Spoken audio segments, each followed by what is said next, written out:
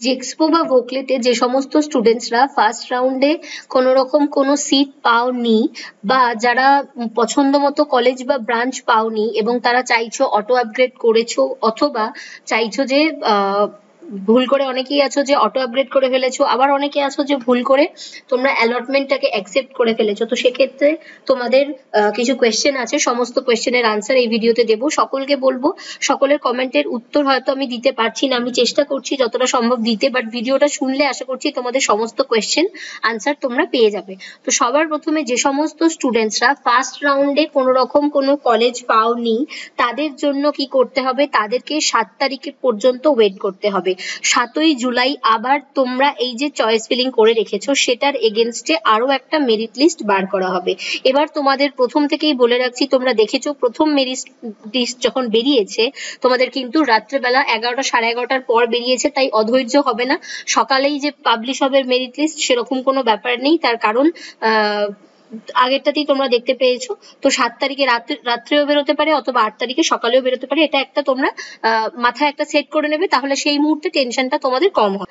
Next অনেকের question আছে, ধরে নাও তোমরা ফার্স্ট ফেজে অটো আপগ্রেডেশন করেছো কিন্তু সেকেন্ড ফেজে অন্য একটা কলেজ পেলে, বাট সেটাও যদি তোমার পছন্দ না হয় তাহলে সেক্ষেত্রে থার্ড ফেজে কি তোমরা অটো আপগ্রেডেশন করতে পারবে? তো এখানে তোমাদের যে নোটিফিকেশন দেওয়া হয়েছে, তোমরা একবার চয়েস ফিলিং করেছো সেটার এগেনস্টে দুটো তোমাদের রাউন্ডে বেরোবে। একটা হলো ফার্স্ট রাউন্ড যেটা অলরেডি বেরিয়ে গেছে, আর একটা হলো সেকেন্ড রাউন্ড যেটা 7ই জুলাই আপাতত বেরোনোর কথা আছে। তো তারপরে কিন্তু 13ই জুলাই তোমাদের যে লিস্ট আছে সেখানে আবারও নতুন করে চয়েস ফিলিং করা হবে সেটা বলা হয়েছে। ওকে, তো এই যে তোমরা প্রথমবার চয়েস ফিলিং করেছো সেটার এগেনস্টে ফার্স্ট অ্যালটমেন্ট আর সেকেন্ড অ্যালটমেন্টের রেজাল্ট বেরোচ্ছে। যে সমস্ত স্টুডেন্টসরা অ্যাডমিশন নিলে, যারা নিচ্ছ না তাদের জন্য কি করতে হবে, তাদের জন্য আবার চয়েস ফিলিং করতে হবে। তবে যে সমস্ত স্টুডেন্টসরা ফার্স্ট রাউন্ড এবং সেকেন্ড রাউন্ডে পাচ্ছ না এবং আবারও তারা চয়েস ফিলিং করছো, তাহলে তারা জেনে নেবে যে মোটামুটি তারা যে কটা হয়তো চয়েস রেখেছিলে সেই চয়েসের মধ্যে সেই র্যাঙ্কে দেওয়া সম্ভব হয়নি, সেই জন্যই কিন্তু তোমরা ফার্স্ট রাউন্ডেও পেলে না বা সেকেন্ড রাউন্ডে পেলে না।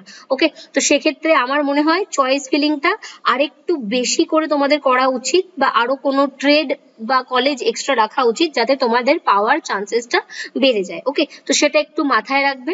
এরপর হচ্ছে যে তোমরা প্রথমবার এই এখন যারা ফার্স্ট স্লটে অটো আপগ্রেড করলে তারা যদি আবার পরবর্তীকালে অটো আপগ্রেড করো তাদের জন্য কি আবার 1000 টাকা পেমেন্ট করতে হবে? তো এই মুহূর্তে দাঁড়িয়ে সেটার অফিসিয়াল কোনো আপডেট নেই বা আমিও বলতে পারবো না যে তোমাদের আবার অটো আপগ্রেড করার জন্য 1000 টাকা পেমেন্ট করতে হবে কি হবে না, বাট যদিও নেওয়া উচিত নয়, তার কারণ একবার তোমরা যেহেতু পেমেন্ট করছো তাহলে এভাবে যদি প্রত্যেকবার পেমেন্ট করতে হয় তাহলে একটা স্টুডেন্টকে কত টাকা পেমেন্ট করতে হবে, তাই না? একটা সম্ভব অসম্ভব ব্যাপার থাকে। আর টাকাটা রিফান্ড হবে কিনা সেটাও কোথাও কোনো রকম ভাবে মেনশন করা নেই। আগের বারের স্টুডেন্টরা কিন্তু এখনো অটো আপগ্রেডেশনের টাকা ফেরত পায়নি, যদিও আগের বারে বলা হয়েছিল দেওয়া হবে, বাট এখনো দেওয়া হয়নি। আর এবারে কিন্তু কোথাও কোনো কিছু মেনশন নেই যে এটা রিফান্ডেবল। ওকে, তো সেক্ষেত্রে অফিসিয়ালি যেহেতু কোনো আপডেট নেই যে তোমাদেরকে আবার পেমেন্ট করতে হবে কি হবে না এই মুহূর্তে বলা যাচ্ছে না, বাট আশা করি না নেওয়াটাই উচিত। ওকে, সো যারা ফার্স্ট রাউন্ড এবং সেকেন্ড রাউন্ডে পাবে না তাদের জন্য আরো একবার চান্স থাকবে চয়েস ফিলিং করার। সেটা কবে? সেটা থাকবে 13ই জুলাই। এবং যদি কোনো স্টুডেন্ট এরকম থাকো যে যারা সেকেন্ড ফেজে যখন তোমাদের রেজাল্ট বেরোচ্ছে যেটা 7ই জুলাই পাবলিশ হবে, তো তাদের যদি কলেজ পছন্দ হয় তারা 8ই জুলাই থেকে 12ই জুলাইয়ের মধ্যে কলেজে গিয়ে তোমরা অ্যাডমিশন নিয়ে নেবে। আর তাদের যদি পছন্দ কলেজ না হয় সেক্ষেত্রে আশা করছি আর অটো আপগ্রেডেশনের অপশন তোমরা পাবে না, কারণ হচ্ছে দেখো বলা হয়েছে যে আবার নতুন করে তোমাদেরকে চয়েস ফিলিং করতে হবে। ওকে, সো সেটা করতে হবে। এবং নেক্সট টাইম তোমরা যখন চয়েস ফিলিং করার সুযোগটা পাবে তখন কিন্তু একটু ভাবনা চিন্তা করে চয়েস ফিলিংটা করবে। এরকম বহু স্টুডেন্ট আছে ভুল করে তাদের কিন্তু প্রাইভেট কলেজ একটা না একটা অপশানে রেখেছে এবং তাদেরকে সেটাই দিয়ে দেওয়া হয়েছে। তো তোমার যদি মনে হয় তুমি প্রাইভেট কলেজে পড়তে চাও না তাহলে সেটা কিন্তু কোনো মতেই তোমাদের অপশানে রাখা যাবে না, এটা মাথায় রাখবে। অনেকে আছে ভুল করে সেটা তার বেশি পছন্দের কলেজ নয়, সেটা সে 1 নম্বর চয়েস ফিলিং এ রেখে দিয়েছে, তাকে সেটাই দিয়ে দেওয়া হয়েছে। তো সেক্ষেত্রে কিন্তু কিছু করার নেই, কারণ কাউন্সিলের কাছে যে মেসেজ যাচ্ছে, তুমি যেটা 1 নম্বরে কলেজ রাখছো সেটা তোমার সব থেকে বেশি পছন্দের কলেজ বলে কাউন্সিল সেটাকে তোমাকে দিচ্ছে। সো এটা মাথায় রাখবে যে প্রেফারেন্সটা তোমার কি, যেটা সব থেকে বেশি পছন্দ সেগুলো উপরের দিকে রাখবে, যেগুলো কম পছন্দ সেই কলেজ বা সেই ব্রাঞ্চগুলোকে কিন্তু নিচের দিকে রাখতে হবে। বারবার তোমাদেরকে বলেছিলাম চয়েস ফিলিংটা কিন্তু অত্যন্ত গুরুত্বপূর্ণ। আর অনেক এরকম স্টুডেন্ট আছো যারা তোমাদের পছন্দের কলেজ বা ব্রাঞ্চ পাওনি, তারা ভুল করে অ্যালটমেন্ট লেটারটাকে একসেপ্ট করে ফেলেছো। তো সেরকম যদি কারোর হয় তাকে কিন্তু কলেজে গিয়ে অ্যাডমিশন নিতে হবে অথবা তাকে ছেড়ে দিতে হবে। যদি ছেড়ে দেয় সেক্ষেত্রে সেকেন্ড স্লটে কিন্তু তার নাম আসবে না, তার কারণ হচ্ছে সে অ্যালটমেন্টটাকে অ্যাকসেপ্ট করেছে কিন্তু কলেজে অ্যাডমিশনও নিতে যায়নি আর অটো আপগ্রেডও করেনি। ওকে, তো তোমাদের যখন সেকেন্ড স্লটে রেজাল্ট বেরোবে এই ভুলটা কিন্তু কেউ করবে না। তার কারণ তুমি যদি ডেটের মধ্যে অ্যাডমিশন না নিতে যাও তোমার সিটটাকে ক্যান্সেল করে দেওয়া হবে।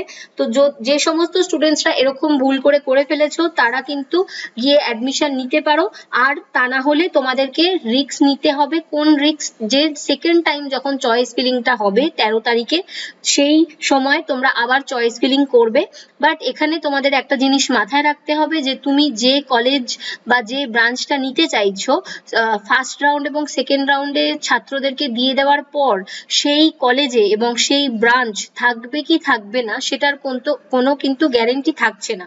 মানে সেটা তুমিও জানছো না, আমিও জানছি না, সেটা সম্পূর্ণ নির্ভর করছে লাকের উপরে। যদি সিট ফাঁকা থাকে তাহলে ডেফিনেটলি পাবে, যদি সিট ফাঁকা না থাকে তাহলে কিন্তু পাবে না। এই জিনিসটা মাথায় রাখবে। তাই যারা যারা এখন কলেজ পেয়েছো কিন্তু ছেড়ে দিচ্ছ, অ্যাডমিশন নিচ্ছ না, তারা কিন্তু খুব মানে একটু ভেবেচিন্তে কাজ করো যে মানে সিটটা ছাড়বে কি ছাড়বে না। তার কারণ যদি একবার সিট ছেড়ে দাও পরবর্তীকালে তোমার পছন্দের কলেজ আর পছন্দের ব্রাঞ্চে যে সিট ফাঁকা থাকবেই সেরকম কিন্তু কোনো গ্যারেন্টি নেই। সো ফার্স্ট রাউন্ডের পরে তোমাদের কাছে সেকেন্ড রাউন্ড রেজাল্ট আসছে, তারপরে থার্ড ফেজ আসবে এবং ফোর্থ ফেজ আসবে। তাও যদি কোনো স্টুডেন্ট না পাও তারপর কিন্তু তোমাদের কাছে স্পট কাউন্সিলিং এর অপশন থাকে। স্পট কাউন্সিলিং কি যারা জানো না তাদের জন্য একবার বলে রাখছি, লাস্টে একটা লিস্ট প্রকাশ করা হবে, ভ্যাকেন্সি লিস্ট, অর্থাৎ কোন কলেজ এবং কোন ব্রাঞ্চে কটা সিট ফাঁকা পড়ে আছে। ওকে, তো সেটা দেখে তোমাকে তোমার সমস্ত ডকুমেন্টস নিয়ে আর অ্যাডমিশনের যে ফিজ সেটা নিয়ে সেই কলেজে চলে যেতে হবে।